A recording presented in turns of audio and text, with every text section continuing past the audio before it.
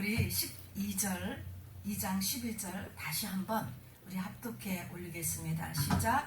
그의 아들에게 입맞추라. 그렇지 아니하면 진노하심으로 너희가 길에서 망하리니 그의 진노가 급하심이라. 여호와께 피하는 모든 사람은 다 복이 있도다. 아멘. 시편 1편 시작이 복 있는 사람은 하고 2장 끝에 가서 그런 사람이 복이 있도다. 원래 시편 1편과 2편이 붙은 책이거든요. 그래서 복이 있는 사람은 중간에 쭉 내용이 있고 끝에 복이 있다. 이렇게 끝나게 됩니다. 이제 저를 보시기를 바랍니다. 시편 1편, 2편 펴놓고 말입니다. 여러분 지난 주일 예배 전부 잘 다 나오셨잖아요. 주일 예배. 그리고 주일 예배 잘 드리고 돌아가신 후에 일주일 동안 잘 지내셨습니까? 아멘이시죠? 이 말은 일주일 동안 여러분 성령의 인도함을 받고 잘 사셨습니까?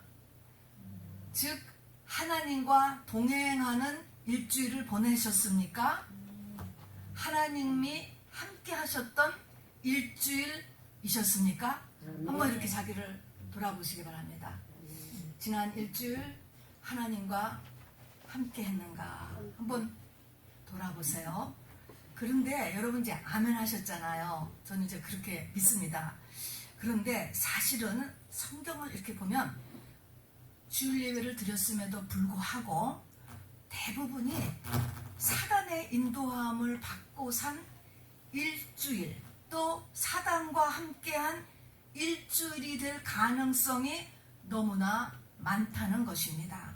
그렇다라고 해서 지난 일주일 동안 무슨 사고가 났다거나 또 내가 특별히 무슨 죄를 지었다라는 그 의미가 아닙니다. 여기서 하나님의 인도함을 받았냐? 내가 하나님을 인도함을 받은 게 아니고 사실은 사단의 인도함을 받고 살았느냐? 그거는 어디에 문제가 있느냐면요, 우리의 생각과 마음인 것입니다. 하나님도 영, 사단도 영. 그 영이 나타나는 것이 사람의 생각과 마음이라고 그랬잖아요.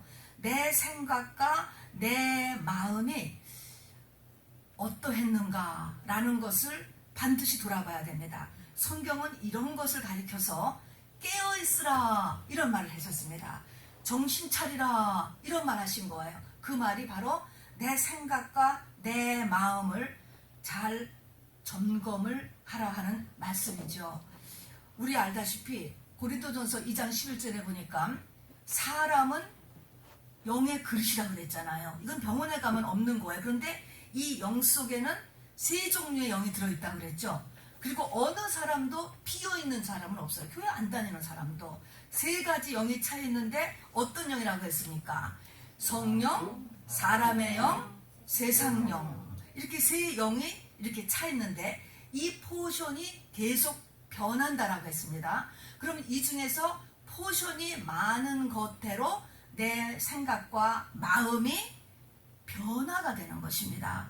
그래서 고린도전서 2장 11절에는 세 영으로 나눴는데 갈라디아서를 보면은 갈라디아서 5장 10절에 보면 그냥 육신의 소욕과 성령의 소욕이 서로 싸운다라고 이렇게 했습니다. 이거 지금 믿는 사람들 얘기하는 거예요. 성령 받은 사람 속에 성령의 소욕과 육신의 소욕이 계속 싸운대요. 이렇게 싸우다가 결정을 못하면은 어떻게 되는 거냐? 육신의 소욕 쪽으로 떨어지게 된다라고 이렇게 쓰여 있습니다.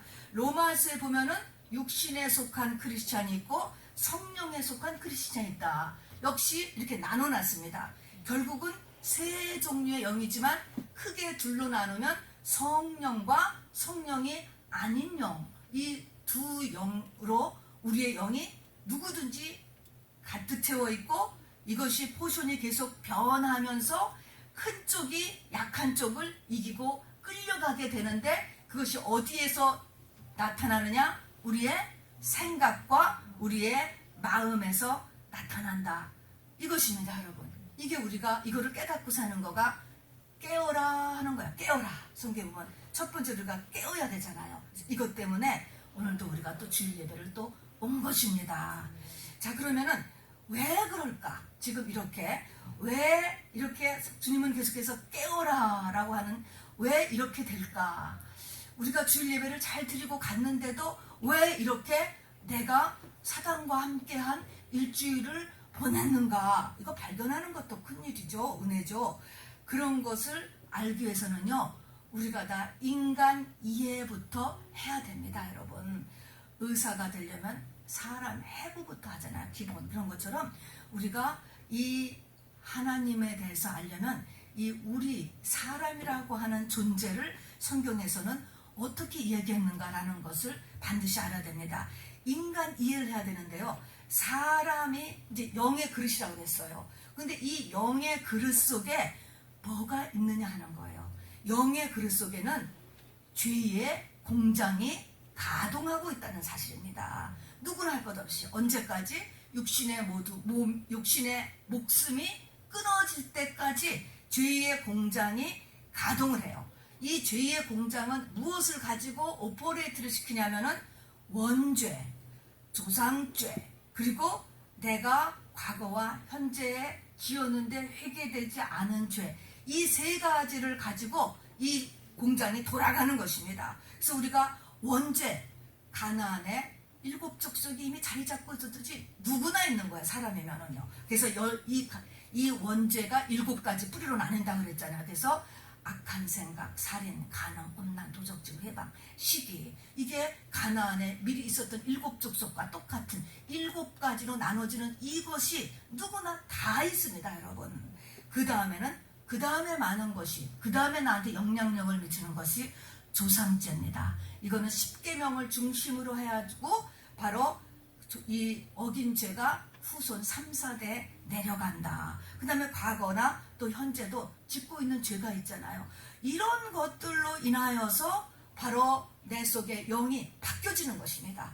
성령 충만하게 오늘 갔는데도 불구하고 바뀌어질 수 있다는 것이죠. 그래서 생각과 마음이 변하는 것입니다. 그 다음에는 세상, 우리가 살고 있는 이 세상에 대해서도 주님이 세상을 뭐라고 얘기하는가를 알으셔야 됩니다. 주님은요, 사도 요한을 통해서 온 세상이 악한 자 안에 처해 있다. 악한 자 그 안에, 여기에 세상이라면 악한 자 안에 이렇게 있다는 것입니다. 그래서 바울은 공중 권세를 마귀가 잡고 있다. 전체 이 에어를 다 마귀가 잡고 있다고 했습니다. 그래서 보니까 성경은 내 안에 내 의지보다 더 강한 자가 있다는 거예요. 강한 자. 요 강한 자를 처리해야 된다는 거예요. 왜냐하면 내가 내 마음에서는 하고 싶은데 해야 되는데 그리고 안 되는 게 있다니까요. 왜 그래요? 내보다 더 강한 의지를 덮는 애가 내 속에 있기 때문에 그런 것이죠. 그리고 더 문제가 되는 것은 이 마귀는 거짓의 압이라. 성경이 이렇게 이야기하고 있습니다. 거짓의 압이라고 하는 말은 거짓의 원조, 너무나 깜짝같이 속인다는 거예요. 누구를 속이죠? 누구를 속여요? 나를 속이는 거죠. 내가 속는 거예요. 내가 속는 거. 내 마음, 내 생각, 이렇게 생각하는 것이죠. 그리고 그 원인을 내가 주변에서 그냥 찾는 것입니다. 그게 아닌데 속에서 일으킨 것인데 말입니다. 자, 그래서 이렇게 내 생각과 마음을 얘네들이 움직이고 그것으로 인해서 우리는 행동에 나타나게 되는 거잖아요. 그래서 이 내가 산 모습을 이제 이 주일날 다시 한번 깨어서 돌아보게 되는 것입니다. 그래서 우리가 재정관리도 중요하고 건강관리도 중요하고 또 뭐 자녀관리도 중요하지만 가장 중요한 것은 나의 영혼관리입니다, 여러분. 영혼이 잘 되면 범사가 잘 되고 강건하다. 누구의 영혼, 그것도 특별히 내 영혼이에요. 내 영혼을 관리하는 것이 이제 가장 중요하다고 성경이 이야기합니다. 그렇지 않고 하는 것, 우리 오늘 여기 이제 문득문득 나오지만 시편 2편의 1장에서 보면요, 헛된 일을 꾸미는가, 이 영혼 관리를 제대로 하지 않고 하면은 허사가 된다는 거예요. 왜 그렇게 허사를 경영하느냐? 성경이 이야기를 이렇게 하는 것입니다. 그래서 이 영혼 관리가 잘 되고 그 다음에 거기에 따라서 우리가 일을 처리해야 된다는 것이죠. 그 다음에 우리가 또 성경을 통해서 중요하게 못 받고 지나갈 거가 시간이라고 하는 것입니다. 여러분, 성경 신구약 전체를 통하여서 구약에서 가장 크게 쓰임받았다고 하는 분이 누구죠? 모세죠. 모세가 두고 가는 사랑하는 백성들을 향해서 유언을 남겨놓은 게 있습니다. 유언시. 그거의 첫 번째가 뭐냐면 시편 90편에 지혜의 마음을 얻게 하소서. 시간 계수함을 알아서 지혜의 마음을 얻게 달라. 지혜의 첫 번째는 이 시간이라는 것이 뭐냐는 것입니다. 시간. 사도 바울, 신약에서 가장 크게 쓰임받은 사도 바울도 역시 에베소서 5장에서 세월을 아끼라 이야기했습니다. 이 시간, 이 히브리서에 보면은 우리의 인생을 마라톤 경기에 비유를 했습니다. 그래서 이 마라톤 경기를 뛴다라고 하는 것, 세월을 아끼라, 시간 계수함을 알아야 된다. 이 말의 뜻은 우리의 인생에는 타임 리미테이션, 영원히 사는 게 아니고요, 다 120살 살고 다 80까지 살 수 있는 게 아니라는 거예요. 하나님이 주신 타임 리미테이션, 시간과 기회가 제한되어 있다라고 하는 것이죠. 자, 그래서 이 모든 것을 하나님이 그만 할 때가 있다라는 거예요. 기회도 그만, 또 시간도 그만할 때가 있다는 것을 절대 잊어버리지 않는 것이 지혜로운 사람의 첫 번째예요. 지혜로운 사람은 이 시간이라고 하는 것이 하나님과 나 사이에서 어떤 의미를 가지고 있는가라는 것을 깨달아야 이게 절대적으로 지혜로운 사람이에요. 시편 78편 39절에는요. 우리의 인생은 다시 오지 못하는 바람이라 이렇게 얘기했어요. 한번 여러분 자칫 따라서 해보세요. 다시 오지 못하는 바람이다. 시작. 다시 오지 못하는 바람. 여러분, 과거는요 다시 오지 못하는 거래요. 지나간 거예요. 영원히 다시 안 와요. 지나가고, 또 우리의 인생을 바람이라고 그랬어요. 바람이라고 하는 의미는 뭐예요? 잡으면 아무것도 아닌 거예요. 우리 인생이 잘못하면 아무것도 아닌 것으로 끝날 수가 있는 것입니다. 자, 그래서 이런 사람이라고 하는 존재가 어떤 존재인가? 주위에 공장을 가진 존재야.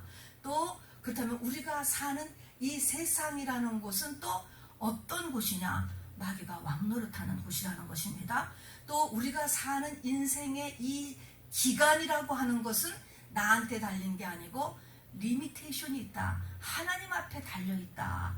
이런 것을 이제 우리가 꼭 잊지 마시면서 이제 기본 개념으로 끝으로 여러분에게 말씀드리고 싶은 것은, 마라톤이라고 했으면, 또 하나님이 우리를 이 땅에 태어나게 하셨다면 도대체 목적이 뭐냐는 거예요. 마라톤을 뛸 때 표대가 있잖아요. 그 표대가 어디 나는 거예요? 우리 인생의 표대가 어딜까? 무엇을 향해서 우리가 뛰도록 했을까? 이게 이제 굉장히 어려워요, 여러분. 여기에 여러분은 뭐라고 얘기하겠어요? 지금까지 배운 우리가 성경의 지식을 가지고 왜 태어났어요? 우리 인생의 목표가 뭐지요? 성경은 여러 모양으로 얘기를 했어요. 제가 얘기를 해볼 테니까 이게 다 같은 내용입니다. 새 예루살렘 성에 들어가는 것. 여러분, 구원받은 사람은요, 그 영영한 불 속엔 떨어지지 않아요. 애굽을 탈출했잖아요. 어린 양의 피를 바르고 탈출은 다 할 수 있었습니다. 자, 그래서 지옥불에 떨어지지 않는 그 얘기를 하는 게 아닙니다. 하나님이 우리에게 원하시는 것은 분명히 애굽의 백성들에게 젖과 꿀이 흐르는 가나안에 간다고 그래서 가나안에 가는 것입니다. 자, 그렇지 광야에서 죽는 것이 목적이 아니었다니까요. 그래서 천국, 그냥 이렇게 얘기하지 마시고 새 예루살렘 성, 천국에 있는 새 예루살렘 성 안, 거기가 들어가는 거예요. 그곳이고, 그것이 가나안, 구약의 얘기를 보면 가나안 땅에 들어가는 거예요. 그런데 탈출한, 엑소도스를 한 장정 60만 명 중에 몇 명 들어갔다 그랬어요? 2명 들어갔다 그랬어요. 물론 거기에 다른 식구들이 있죠. 여자들, 가족들, 레위인은 제외예요. 그런데 어쨌든 분명히 젖과 꿀은 가나안에 들어가자, 이래서 나온 거예요. 그러니까 문에다가 어린 양의 피를 바르고 탈출했을 때는 하나님이 원하시는 거는 저 가나안 땅에 들어가는 거였다고. 근데 못 간 거예요. 그러니까 가나안 땅. 또 다른 우리의 이제 성경을 아는 사람은 우리가 천년 왕국을 들어가야 돼요, 여러분. 천년 왕국의 왕권을 가지고 들어가야 돼요. 천년 왕국은 이 지구에 세워지는 천국이에요, 여러분. 천년 왕국이 있어야 성경에 맞는 거예요. 왜냐하면 에덴이 다시 회복되는 거거든요. 천년 왕국. 이것이 반드시 일어나야 됩니다. 그 다음에 또 다른 말로는 첫째 부활을 해야 되는 것입니다. 첫째 부활. 우리는 죽은 다음에 사람은 다시 다시 살아나요. 둘째 부활은 모든 사람이 다 예수 안 믿는 사람도 살아나는 게 둘째 부활이에요. 그러나 우리는 첫째 부활을 해야 돼요. 자, 그 다음에 똑같은 말이 우리가 살아있을 때 만일에 예수님의 재림이 일어나면 휴거되는 사람이 돼야 돼요. 휴거돼야 돼요. 자, 이것이 또 사도 바울의 표현을 되면 예수 그리스도의 신부가 돼야 된다. 자, 6가지를 제가 얘기했는데 이 6가지가 다 같은 상태예요. 그리고 다 어려운 말이에요. 이 한 가지만이라도 여러분이 마음에 딱 가지고 있다면 여러분은 굉장히 성숙한 신앙이냐. 정말 말입니다, 여러분. 내가 새 예루살렘 성에 들어가기를 원한다. 나는 천년왕국에서 왕노릇하여서 천년 동안 이 지구에서 살 거야. 나는 첫째 부활을 하여서 예수님이 오실 때 내가 같이 일어날 거야. 나는 주님이 오시면 나는 휴거를 목표로 삼고 있어. 나는 가나안 땅에 들어갈 거야. 나는 예수 그리스도의 신부가 되고 싶어. 여러분, 이런 목적을 가지고 있다면 여러분은 굉장히 훌륭한 것입니다. 이것이 표대예요. 이것이 목표예요. 이것이 장성한 자예요. 하나님은 이것을 향하여서 우리의 인생을 움직이셔요, 여러분. 그래서 아까 대표기도 하신 집사님 말대로 현재의 고난은 장차올 영광과 비교할 수 없도다. 그 말에 현재의 고난은 왜 현재의 고난을 일으키느냐면 장차올 그 영광으로 내 영혼을 끌어가기 위해서, 그냥 세상에 잠자지 않기 위해서 그렇게 한다는 것입니다, 여러분. 자, 그래서 성경에 보니까 이제는 아까는 깨어라 그러더니 이제는 또 예비하라 라고 하는 두 번째 말이 굉장히 많아요. 깨어라, 예비하라. 계속 이거 하는 것입니다. 이 예비하라는 것은 아까도 얘기한 그런 6가지의 그런 상태를 내가 되도록 준비하라는 거예요. 준비. 그 준비하기 위해서 본격적으로 하나님께서 이 땅 위에 일으키는 것이 이제 요한계시록에 들어가면 말입니다. 징조라고 하는 것을 일으켜요. 재앙이에요. 어떻게 보면은. 그래서 계시록 6장에 보면 여기서 인해재앙 그래가지고 6가지가 등장하는 거예요.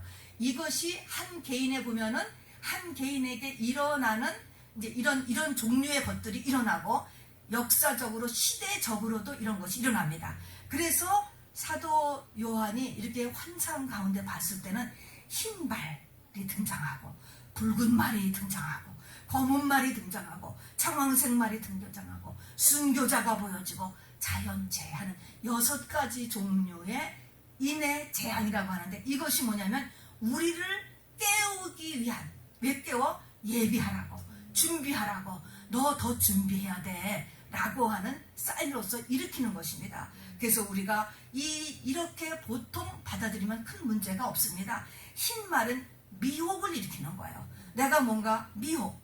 둘째 말이 등장하는 둘째 인일 때 붉은 말은 전쟁이라는 거예요. 인간관계 전쟁을 하고 민족 간에 정말 또 나라와 나라 간에 실제 전쟁이 일어나죠. 검은 말은 죽는 것입니다. 그리고 이 검은 말은 이 죽는 것이지만 이 기근이에요. 기근. 아주 엄청난 돈의 어려움이죠. 그리고 4번째 청황색 말이 병이야. 병. 푸르둥둥한 거. 그리고 순교자가 일어나고 6째서 자연재해가 일어나는 것입니다. 자, 그래서 여기 보니까 이 특별히 청황색 말 병입니다. 과학이 이렇게 발전하면은요, 이제 병이 없어질 것 같은데 그렇지가 않은 거예요. 똑같은 거야. 와, 우리가 전에는 천연두 극복했다. 다 극복한 줄 알았어. 흑사병 극복했다. 소아마비 극복했다. 다 극복한 줄 알았거든요. 아닌 거예요. 이렇게 극복, 사람의 힘으로 안 되는 거예요. 이런 전염병, 이 6가지는요 계속 일어나는 것입니다. 주님 다시 올 때까지 말입니다. 우리는 이런 일이 있을 때 어떻게 해야 돼요? 깨달아야 돼요. 하나님이 예비하라고 그러는 거나 이 전 세계적으로 일어나는 것은 전 세계적으로 준비해야 되는 것이고, 나 개인에게 이런 일이 일어나면 나 개인으로 정말로 종말을 준비를 하기를 하나님께서 원하시는 것입니다. 종말이라는 것은 아까도 얘기했지만은 이제 이 신부대를 준비하라는 것이죠. 하나님께서 누가복음 21장 10절에서도요 예수님이 이렇게 말씀하셨어요. 민족이 민족을, 나라가 나라를 대적하여 일어나겠고 처처에 지진과 기근과 전염병이 있겠고 또 무서운 일과 하늘로서 큰 징조들이 있으리라 그랬습니다. 여기 보니까 전염병이 등장을 한다고 예수님께서 말씀하셨습니다. 그래서 전염병, 이렇게 세계적인 전염병은 우리에게 깨어나서 주님 맞을 준비하라 라고 하는 하나님의 경고의 소리라는 것을 우리 믿는 자들은 반드시 받아들이셔야 됩니다. 그런데 이게 나는 그렇지 않은데 이게 지금 전체적으로 일어나잖아요. 한국, 중국 하면서 전 세계적으로. 그러면 미국도 일어나잖아요. 그럼 이런 것에 우리는 어떻게 해야 돼? 이제 이거는 전체적으로 시대적으로 종말을 준비해야 되는 것이고, 이런 가운데서 주의 신부 준비를 하는 사람들은 성경에 보니까 보호를 하도록 했습니다. 보호 막는 거예요. 성경에 보면은 항상 피하는 방법을 항상 재앙 때마다 써 놓으셨더라고요. 맨 처음에 애굽의 10가지 재앙이 시작인데, 그때도 애굽의 10가지 재앙이 있을 때도 어린 양의 피를 집에 바른 데는 재앙이 건너뛰었다. 또 검은 말의 기근의 때가 있거든요. 이건 엄청난, 이 기근이라는 것은 돈이 없는 거야. 말할 수 없이 돈이 없는 거가 이게 기근의 재앙이거든요. 이렇게 기근의 재앙 때도요, 이 기근의 검은 말이 뛰면 한 개인에게도 검은 말이 뛸 수 있고 또 시대적으로도 뛸 수가 있고 나라적으로도 이 검은 말이 뛸 때가 있어요. 이렇게 될 때도 성경은 감람류와 포도주는 해치지 말라, 건너뛰라는 것입니다. 그래서 예수를 믿는 사람은 기근의 때에도 풍족하다. 신비죠. 다 기근의 공황인데도 하나님이 보호하는 사람이 있다는 것입니다.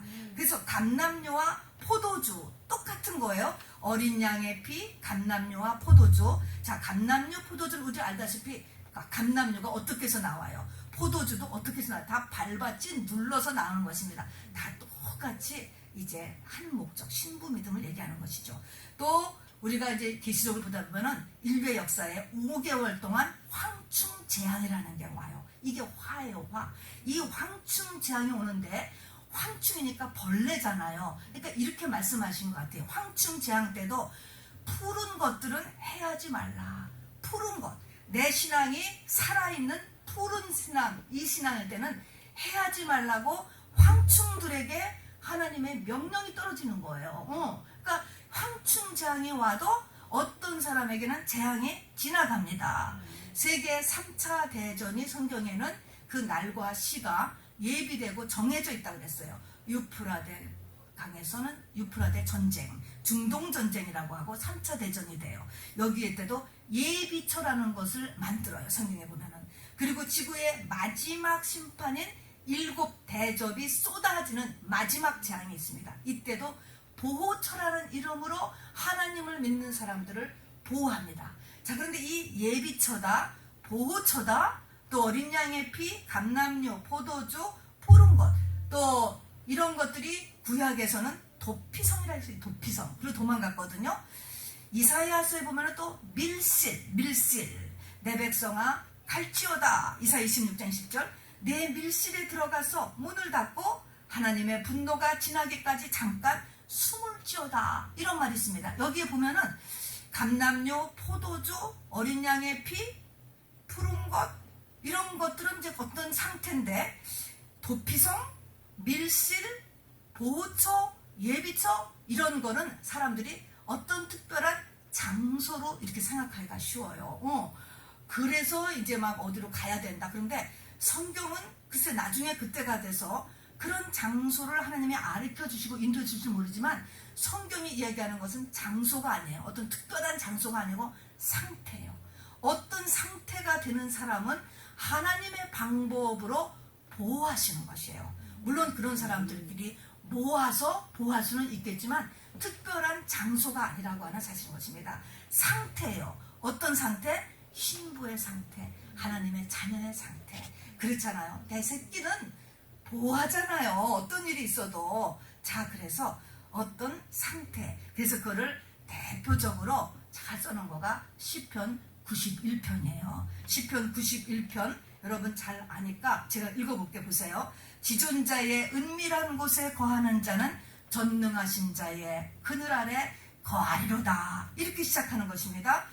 그리고 3절에 가서 보면은 이는 저가 너를 새 사냥꾼의 올무에서 와. 어딘가 내 올무에 딱 걸렸어요. 못 빠져나가잖아. 또는 극한 연병에서 건지실 것이로다. 이때 연병이 전염병.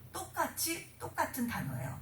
또 6절에도 가면 흑암 중에 행하는 연병과 백주의 황폐케는 파멸을 두려워 아니하리로다. 전염병에서 우리를 건진다라고 하는 것이 쓰여 있습니다, 여러분. 지금 시편 91편을 많은 사람들이 지금 암송해요. 암송하며 다니는 거예요. 굉장히 좋은 것이죠. 이게 모든 이런 위험에서 우리를 건지겠다는 하나님의 약속의 말씀이거든요. 그런데 거기 보면은 이렇게 나왔습니다. 지존자의 은밀한 곳에 거하는 자는 전능하신 자의 그늘 아래 거하리로다. 여기 보면은 똑같이 세 개가 나와요. 지존자의 은밀한 곳, 전능하신 자의 그늘, 날개 아래. 이게 나오는 거예요. 자, 그러면 이곳이 도대체 지존자의 은밀한 곳이 어디야? 여러분, 전능자의 그늘이 어디야? 날개 아래가 어딜 것 같아? 이게 어딜 것 같아요, 여러분? 지집사님 화면 좀 하나 쏴보시기 바랍니다. 지존자는 것은 누구죠? 하나님이시죠? 하나님이요. 그러면 하나님의 은밀한 곳이 어딜까? 우리 시편 91편 1절 보면 지존자의 은밀한 곳. 지존자, 하나님이 안방, 하나님의 안방, 하나님의 은밀한 곳이라면 하나님이 계시는 곳. 하나님이 우리가 성막을 다 알아야지 이 말이 통하는 거예요. 성막을 보면 성막이 크게 세 등분인데 하나님이 거기 어디 계시다고 그랬어요? 지성소라는 곳에 계시잖아요. 지성소 가운데서도 하나님이 계시는 곳은 저 법궤요, 법궤. 저 법궤. 그러니까 지존자의 은밀하신 곳이라는 것은 지성소를 얘기하고요. 그 다음에 전능하신 자의 그늘, 그 다음에 날개 아래 거하는 자는 산다. 저 날개가 이때에 전능하신 자의 그늘이라든가 날개 아래 거하는 자는 산다는 그 날개라는 것은 저렇게 법궤 위를 지키는 두 천사의 날개를 이야기하는 것입니다. 그러니까 저기까지 가는 사람은 산다, 이런 말인 거예요, 여러분. 자, 그러니까 어떤 사람이 사느냐? 신부가 살고 신부가 되는 것을 목적하는 사람, 신부가 되려고 달려가는 사람, 이런 사람들은 하나님이 보호하신다라고 하는 의미인 것입니다. 그러니까 이 시편 91편의 약속은 저 법궤를 이야기하는 것이다라는 거를 여러분 잊지 마시기를 바랍니다. 자, 그래서 이제 이렇게 우리를 깨우기 위한 하나님의 흔들림이 바로 거기에 들어가는 거가 이 청황색 말인 이 전염병이 있다는 것과 여기에서 이거 아니고도 우리가 살아나고 우리를 키우기 위한 거예요. 이런 가운데서도 나는 괜찮지만 주변의 어떤 하나님의 목적에 의해서 뭔가 이렇게 하나님께서 재앙을 일으켜야 되잖아요. 그러면은 이 가운데서 숨고 보호받으려면은 우리는 지성소 믿음을 향해서 부지런히 가야 되는 거예요. 여러분, 이것이 참 힘들고 외롭고 좁은 길이에요. 엄청 좁은 길입니다, 여러분. 그러나 이것을 향하여서 여러분 이 표대를 향하여서 달려갈 수 있게 되기를 바랍니다. 자, 이제 오늘 본론으로 들어갑니다. 본론이 오늘 시편 1편과 2편인데요. 이 시편이라는 책은 전체가 다 150장인데 시편은 1000년에 걸쳐서 써진 책이에요. 1000년에 걸쳐서 검증된 이야기다, 이런 것입니다. 하나님을 믿는 사람들이 그 하나님을 믿어서 나온 그 간증, 내 속에 쌓여진 그 샘물, 에센스 같은 것을 쏟아놓은 거예요. 그것이 시편 150편 전체인 것입니다. 그 가운데서도 150편 가운데서도 1편, 2편은 아주 가장 중요한 이러한 장이 됩니다. 저는 그런 간정을 들은 적이 있어요. 어느 사람이 시편 1편과 2편을 갖다가 하루에 한 번씩 10년을 읽었대. 10년을 그냥 읽었더니 삶의 모든 문제, 영혼력의 모든 문제가 다 해결되고 시편 1편과 2편이 무슨 일을 할 때든지 자기 속에서 막 살아 움직인다는 거야. 그래서 자기를 막 이끌어 간다는 거야. 그런 간증을 들은 적이 있어요. 시편 1편과 2편의 위력이야. 위력. 자, 그래서 이 시편 1편과 2편을 대하는데 왜 이렇게 중요하냐면 복 있는 사람은 이렇게 시작하는 거거든요. 이 복 있는 사람, 하나님은요 사람을 만드신 다음에 흙에다가 영을 불어넣어서 사람을 만들었어요. 만드신 다음에 맨 처음에 하신 일이 뭐냐면 복을 주었다 그랬습니다. 이 복이 뭔지 모르는 거야. 도대체 복이 뭐야? 근데도 하나님은 사람은 복 주기 위해서 만드신 존재예요. 또 복을 받아야 되는 거야. 이 복이 도대체 뭘까라는 거예요. 근데 사람을 만들 때 복을 주셨어요. 이 복을 받아야 돼. 그 복이 뭔가 하는 거가 시편 1편에 똑같이 우리는 복 있는 사람을 했기 때문에 우리가 복을 받아야 된다고. 어떻게 복을 받아야 되느냐라는 것이 써놓고 있는 것이 시편 1편입니다. 그래서 1편, 2편. 그래서 이거는 하나님이 우리가 복받는 존재가 되는 것을 간절히 원하신다라는 것을 알아두시기 바랍니다. 그리고 우리는 복을 받아야 돼. 여러분, 복받는 사람은, 복받은 사람은 어떤 사람일 것 같아요? 어떤 사람을 보면 여러분은 복받았다 이야기할까요? 무엇이 복일까? 이 복받았다. 아, 돈을 많이 버는 것, 또는 건강한 것, 세상에 대통령이 되었다. 노벨상을 받았다. 아, 정말 환란 없는 평생을 살았다. 그런 것도 복에 들어갈 수 있어요. 그런데 정말 성경이 말하는 정말 인간으로 태어나서 복받은 사람은 어떤 복이냐 하는 거예요. 어떤 복? 그 복은 바로 끝에 있어요. 2장 12절입니다. 우리가 2장, 이래서 1장, 2장이 붙은 장이라고 했잖아요. 어떤 사람이 복받은 사람이냐? 12절에서 그의 아들에게 입맞추라 그랬습니다. 예수님에게 입맞춘 사람이 복받은 사람인 거예요. 예수님에게 입맞추게 하는 것이 하나님이 최고의 복을 주는 것입니다. 요거를 제대로 잘 쫓아가기만 하면 하나님이 영혼이 잘 되면 범사가 잘 되고 강건한 거를 쫓아가는데, 이게 제대로 안 되고 있을 때 하나님께서 고난이라는 방법을 거기에다가 동원하시는 것이죠. 고난 자체가 하나님의 본심은 아니라고 말씀하셨습니다. 자, 그래서 복이 뭐냐면, 복 있는 사람은 어떤 사람이냐면 하나님의 아들에게 입맞춘, 예수님에게 입맞춘 사람이야. 그러면 도대체 이 구약의 배경에서 입맞추는 것은 언제 입을 맞추지? 입맞춘 사람이 뭐지? 여러분, 우리가 요즘 하는 결혼식 있잖아요. 서양식 결혼에 보면은 입맞추는 게 나오죠. 신랑 신부가. 이게 기독교에서 나오고 구약의 배경에서 나온 것입니다. 어떤 때 입을 맞추느냐? 결혼식 할 때 입을 맞춰요.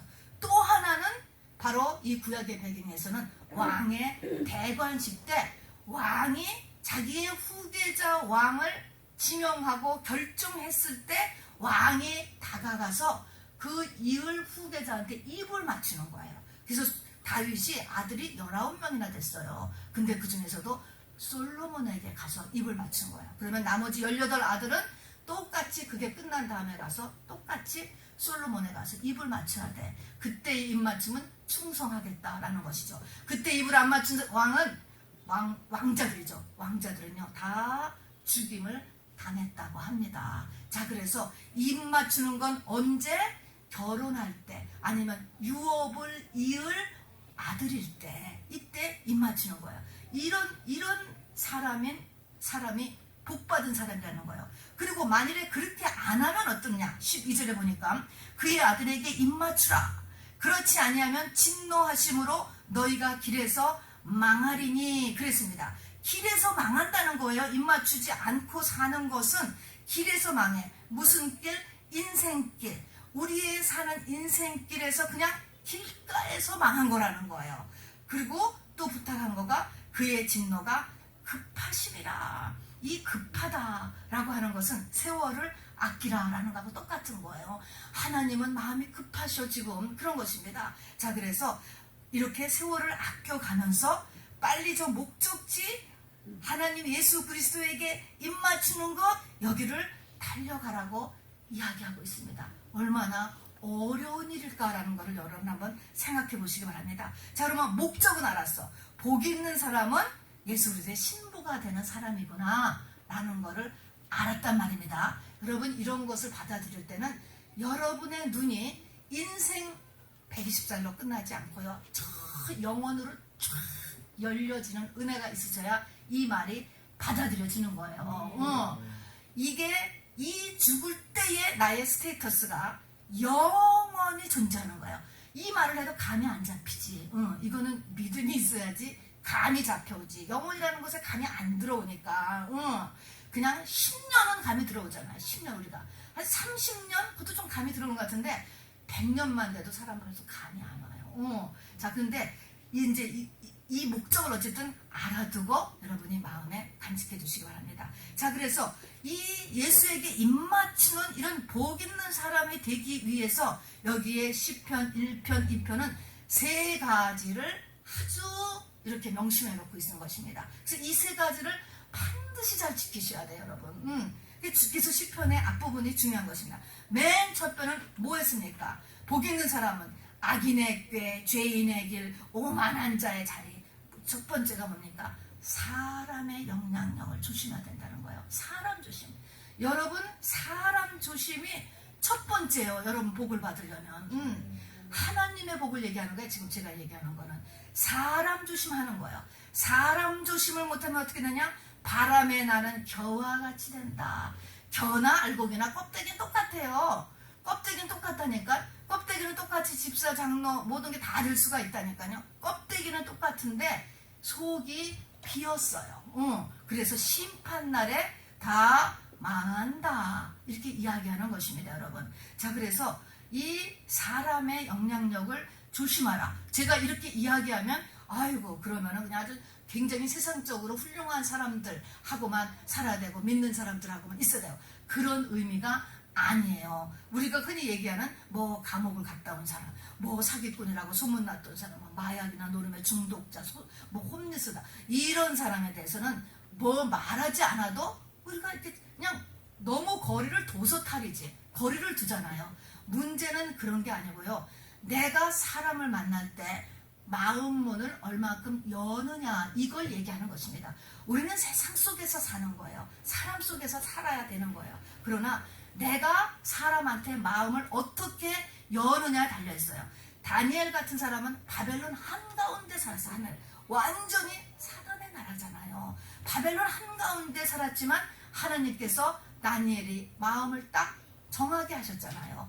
그리고 거기에 마음을 열 수 있는 새 친구를 붙여주셨어. 하나님 항상 살 길을 주신다니까요. 요 새 친구하고는 마음을 열었습니다. 그래서 중요한 것은 우리가 많은 사람을 대할 때 어떤 사람은 그냥 하이만 해야 되는 사람이 있고 그냥 같이 어울려서 일만 해야 되는 사람이 있고 어떤 사람은 그냥 쉬어하는 사람, 어떤 사람은 마음을 활짝 열어야 되는 사람, 어떤 사람은 내가 가서 그냥 붙잡고 늘어져야 되는 사람, 이렇게 여러 종류의 사람들하고의 간격을 내가 잘 조절해라 이 뜻인 거예요. 이게 사람 조심인 것입니다. 왜냐하면 이 마음을 여는 거에 따라서 사람을 통해서 영이 가장 많이 들어오기 때문에 그렇습니다.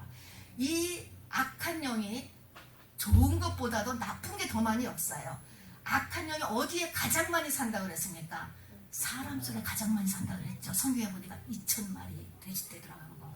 사람한테 가장 많이, 그러니까 사람을 가장 좋아하거든요. 그러니까 사람한테 오는 이 나쁜 것은 영향력이 제일 많이 들어오는 거예요. 자, 그래서 이 마음문을 이제 조심해서 잘 이제 열고 닫고 주의하고 이런 것을 잘 할 줄 알아야 된다. 이 말인 것입니다. 우리가 요즘 신천지에 대한 이야기가 뉴스에 많이 나지 않습니까? 한국에를 제가 이제 이렇게 갔다 오면요, 교회마다 신천지 때문에 지난 30년 동안 얼마나 고생들 하는지 몰라요. 교회마다 입구에 신천지 출입금지를 써붙여 놨었어요. 그래도 들어오는 거예요. 그래도 아니라고 그러고 들어오잖아요.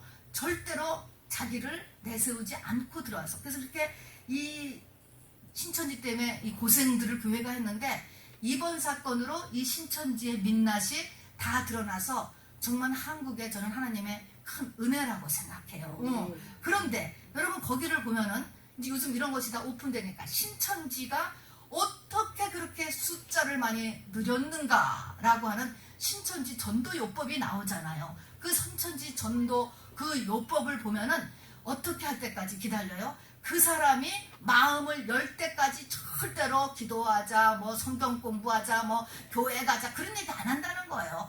그냥 계속 의지하되 마음을 열게만 계속 한다는 거예요. 온갖 방법을 다 동원해서. 요즘과 같이 사람들이 전부 기계하고 살잖아요. 기계하고 살면서 외로워진 시대에 개인적인 배려와 사랑을 계속적으로 베풀어주면 마음이 열리는 거야. 그래서 마음이 완전하게 열렸구나 하면 그때 가서 신천지 교리를 집어넣으니까 바로 그대로 넘어가고, 한 번 넘어가면은 요지부동이 되는 거야. 이렇게 하는 원리가 다 어디서 나오냐? 내가 마음을 조절해야 된다는 거예요. 여러분은 마음을 조절하라. 제가 지금 이 얘기를 하는 거예요. 조절할 줄 아는. 사람하고 살 때 사람하고의 사를 조절하는 이 지혜가 우리 속에 있어야 된다는 거죠. 그러니까 시편 1편의 말씀이 뭐냐면, 바로 복이 있으려면 너희가 사람을 주의해야 된다, 이 말인 것이죠. 그 중에 하나도 여러분이 또 심각하게 들어야 될 것은, 미가서 7장에 보면요, 여러분, 재앙의 날이 나오잖아요. 재앙의 날에 나도 살고 내 이웃도 살기 위해서는 내 이웃과 친구와 부모와 자녀와 내 품의 아내도 조심하라는 것입니다. 원수의 채널이 될 수 있다는 것이죠. 굉장히 어려운 말입니다, 여러분. 오직 하나님만 바라봐야 나도 살고 내 이웃도 바로 살릴 수가 있게 되는 것이죠. 왜 그럴까요? 우리의 가족, 또 친구, 이웃, 이런 사람들은, 특히 가족은 우리가 태어나서부터 오랜 기간 혈연으로 엮어졌기 때문에 저절로 마음을 열게 돼. 나도 모르게. 마음을 열게 되면 좋은 거는 우리가 보통 잘 안 받아야 돼. 나쁜 거는 휙 들어오는 거예요. 휙 들어오는 거. 아까 얘기했죠. 우리는 원죄, 조상죄, 이것이 우리 속에서 맨날 요동하고 있기 때문에 끌려요. 죄가 훨씬 끌리는 것입니다. 그래서 쑥 들어오는 것입니다, 여러분. 그래서 이 재앙의 기간에는 이렇게 아주 가까운 가족의 말도 이렇게 하나님 앞에 한번 다시 하고 들어야지 모든 사람이 살 수가 있는 것이죠. 우리가 성경은 말이 영이라고 그랬어요. 말과 함께 영이 쑥 들어오는 거예요. 도대체 교회는 그렇게 가서 뭐해? 아들이 갑자기 그런 말을 푹 하잖아. 여러분, 무방비하게 그런 말을 들으면요, 그때는 이유가 있지, 안 그렇지라고 하면서도요, 영이 들어오는 거예요. 내 속에 그때부터 갑자기 교회에 대해서 이렇게 간격이 세워지고, 이렇게 부정적으로 보여지기 시작하고, 이런 것들이 일어난단 말입니다. 생각과 마음에서 일어나는 거예요. 그때는 아무렇지도 않았어. 그러나 그 말과 함께 내가 상대방에게 마음을 보이지 않게 열고 있었기 때문에 쑥 들어오는 게 쑥 들어오는 거. 이런 말들, 이런 것들을 우리가 사람 조심하는 것 속에 다 포함된다라는 것을 알아두시기 바랍니다. 자, 그래 첫 번째는 사람 조심. 두 번째는 뭐냐면, 이 사람 조심을 하기 위해서 또 우리가 복받기 위해서 두 번째로 중요한 것은 여기에 2절에 시냇가에 심은 나무예요. 시냇가에 심은 나무. 시냇가에 심은 나무는 무엇을 상징할까요? 나무는 사람이잖아요. 이 나무가 시냇가에 섬겼어. 뭐가 필요합니까? 물이 필요한 거죠. 말씀이 필요한 거죠. 반드시 이 생기, 말씀이 물이 필요하다는 것입니다.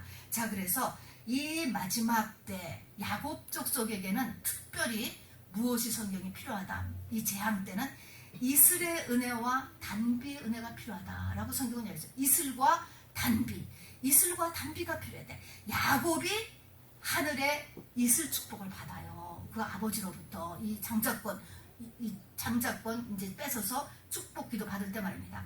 우리도 다 이슬의 축복, 단비의 축복을 받아야 돼요. 이슬의 축복은 뭐냐면은, 이슬은요, 남모르게 아침에 눈 뜨면 싹 와 있는 거예요. 남모르게 내리는 은혜를 이야기하는 것입니다. 겉으로 보면 굉장히 고생도 많이 하고 에서가 훨씬 세상에서 잘 살았잖아요. 잘 되고. 그런데 야곱은 고생만 했는데, 야곱이 견딜 수 있는 것은 하나님이 몰래 주는, 붙잡아 주시는 은혜가 계속 뜨었기 때문에 사는 거예요. 이거 없으면 못 삽니다, 여러분. 그래서 우리에게 이 에서 모르는 이 야곱의 이슬의 은혜가 우리 가운데 있어야 됩니다, 여러분. 이걸 강구하시기 바랍니다. 그 다음에 단비라는 건 뭐예요? 비가 왔는데 정말 단비다. 그런 말은 필요할 때 오는 비예요. 필요할 때, 정말 필요할 때. 이거 없으면 큰일 나. 농사를 짓는 나라의 때 말입니다. 그런 걸 단비예요. 무엇입니까? 나한테 지금 문제가 생겼어요. 내가 지금 이게 갈급해요. 내가 지금 막 갈등 중에 있어요. 이럴 때 하나님께서 부어주시는 은혜를 단비 은혜라고 합니다. 단비. 이것 때문에 저는 부흥회를 자주 하는 거예요, 여러분. 그래서 부흥회를 하면 여러분이 좀 오셔야 돼. 이웃분들도 초청을 해주시고. 왜냐면 하나님은 지금도 단비의 은혜를 주시려고 하거든요. 이슬의 은혜도 주시려고 하거든요. 그렇기 때문에 단비의 은혜를 주시려고 해. 여러분, 다른 교회에 말씀 전회를 갈 때는요, 항상 원리가 있어요. 여기도 부흥사가 앞으로 되기를 원하시는 분들은 반드시 알을 거가, 다른 교회 갈 때는 하나님, 이 교회 가서는 무슨 말씀을 전해야 될까요? 그거를 반드시 기도하고 가시는 거야. 왜냐면 단비를 줘야 되기 때문에 그래요.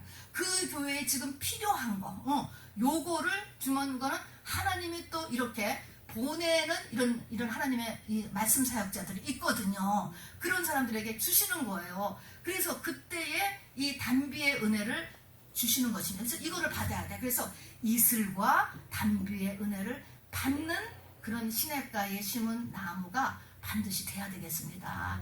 그 다음에 세 번째는요, 바로 우리가 사람도 분별할 줄 알고, 또 하나님의 시냇가에 심은 나무가 되어서 이 영적인 것도 내가 잘 빨아들이고 있은 다음에, 그 다음에 할 것은 영적 전쟁을 할 줄 알아야 된다는 것입니다. 반드시 해야 돼요. 여기 2장 9절에 보니까 내가 철장으로 저희를 깨뜨리며 질그릇같이 부수리로다, 이렇게 했습니다. 이때 철장 권세라든가 질그릇같이 부순다, 또 내 소유가 땅끝까지입니다. 이것은 요한계시록 2장에 보면 두아디라 교회에게 하신 말씀이에요.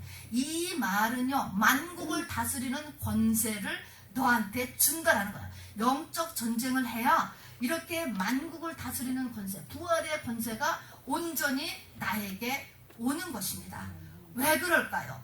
내가 사람도 분별할 줄 알고, 또 이 비의 은혜도 물의 은혜도 받고 있어도 영적 전쟁을 하지 못하면 여기에 나를 복받지 못하게 하는 보이지 않는 대적이 있다는 거예요. 여러분, 대적. 이 세력을 절대로 잊어버리면 안 돼요. 그래서 정말 이 시대에 우는 사자같이 믿는 자라도 삼킬 자를 찾는다. 처음에는 조금 역사예요. 뱀같이. 그러나 이들의 목적은 삼키는 거예요. 꼴깍 먹어버리면 믿음 다 떠나요. 여러분, 그런 게 얼마나 많은지 몰라. 전쟁가는 굉장히 열심히 했는데 어느 날 교회도 안 나간다니까요, 여러분. 그런 거가 굉장히 많아지는 거야. 뱀한테 꼴깍 상태까지 간 거야. 삼킨 자, 믿는 자라도 삼킬 자를 찾아서 우는 사자와 같이 찾아다닌다 그랬잖아요.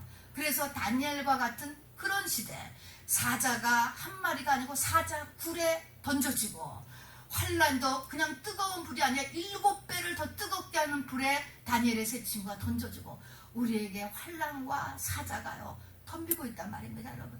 이런 데서 이 보이지 않는 대적과 내가 영적 전쟁을 반드시 할 수 있어야 돼요. 그거는 어디서 전쟁한다고? 생각과 마음에서 전쟁하는 거야. 도깨비가 내 눈앞에 나타나는 게 아니에요, 여러분. 이것은 내 생각의 전쟁이고 내 마음의 전쟁. 내 생각을 점검하고 내 마음을 점검하는 거예요. 잘 안 되면 이제 작정도 하고 금식도 하고 또 예배도 더 나오고 이렇게 하는 것이죠. 이 그들은 어떻게 하는가? 이 대적들은 이렇게 얘기한대요. 그들의 맨 것을 끊고 그의 결박을 벗어버리자 하는도다. 이 사단이 하는 일들은요, 이렇게 한다는 거예요. 맨 것을 끊어라. 우리가 어디에 매여 있죠? 말씀에 매여 있잖아요. 우리는 다 말씀에 매여 살려고 하잖아요. 말씀대로 살려고 하잖아요. 우리가 적어도. 근데 이 말씀에 매여 사는 것을 끊어. 말씀에 무슨 말씀대로 살려고 해. 네 생각대로 살아야지. 너 좋은 대로 사는 거지. 말씀의 권위를 떨어뜨리는 것입니다. 말씀에 반응하지 않는 것입니다. 합리화를 시켜버리는 것입니다. 이렇게 해서 맨 것을 끊어버리자. 말씀을 받아들이지 않는 것. 그 다음에 결박을 벗어버리자 하는도다. 결박은 뭡니까? 십자가의 도죠. 십자가의 도예요. 우리가 십자가를 지어야만 내가 죽을 수 있는 거예요. 죽어야지 부활이 일어나는데 이 십자가 최고로 싫어요. 최고로. 그래서 바로 하나님의 말씀 버려버리고 나에게 지어진 십자가 벗어버리자.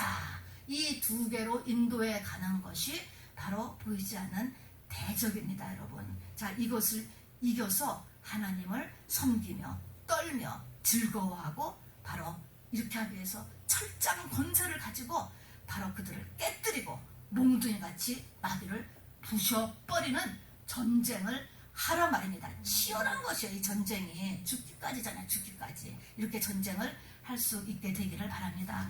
여러분, 말씀을 마칩니다.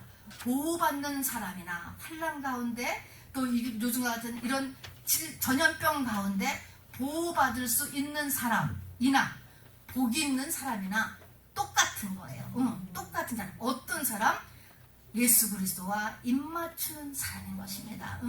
예수 그리스도와 입맞추는 것을 목적으로 사는 사람만이 바로 전능자의 그늘 아래, 주의 날개 아래 바로 보호를 받게 된다는 것이죠. 이게 예비처 들어가는 거고 밀실에 들어가는 거고 보호처에 들어가는 것이에요.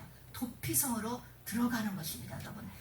장소가 아니고 상태라고 얘기했습니다. 상태. 하나님이 보호하셔요. 자, 그래서 그렇게 하기 위해서 오늘 시편 1편에 세 가지.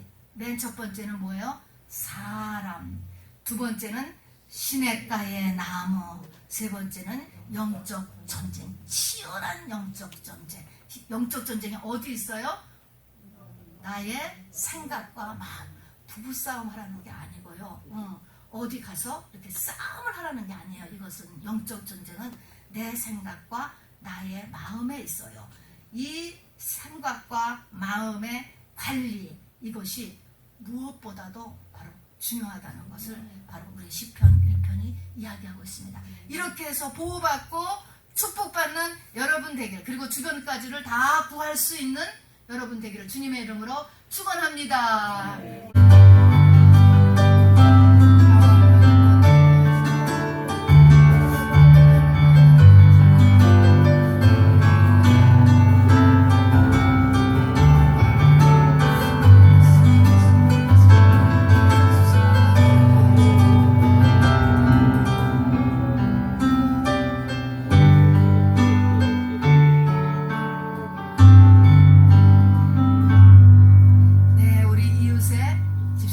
복 받은 사람이십니다.